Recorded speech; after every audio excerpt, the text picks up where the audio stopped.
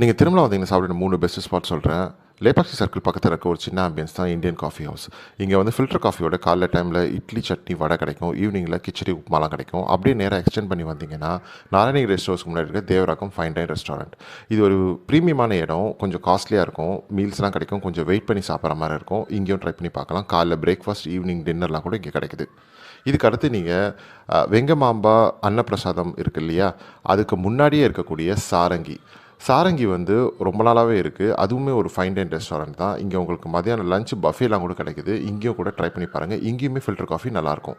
அத தவிர இங்க நேச்சுரல் ஃப்ளேவர் ஐஸ்கிரீம் இங்க நல்லாயிருக்கும்னு கேள்விப்பட்டிருக்கேன். ட்ரை பண்ணி பாருங்க. அடுத்ததா சூப்பரா ரிஃப்ரெஷிங்காக நீங்கள் ஒரு டீ குடிக்கணும்னு நினச்சிங்கன்னா திருமலாவில் நீங்கள் எங்கே இருந்தாலும் வந்து சேர வேண்டிய இடம் தான் சிஆர்ஓ ஆஃபீஸ். சிஆர்ஓ ஆஃபீஸ் எங்கே இருக்குன்னா பாலாஜி பஸ் ஸ்டாண்டுக்கு ஆப்போசிட் சைடில் இருக்குது. இந்த சிஆர்ஓ ஆஃபீஸ்க்கு பக்கத்தில் இருக்கிறது தான் இந்த டீ போர்டு இந்தியா டீ கடை. இங்கே உங்களுக்கு green tea, lemon tea, milk tea எல்லாமே கிடைக்குது. சின்ன குவான்டிட்டி தான், ஆனால் 10 ரூபாய்க்கு கொடுக்குறாங்க. செம்ம டேஸ்ட்டாக ரிஃப்ரெஷிங்காக இருக்கும். குடிச்சு பாருங்கள்.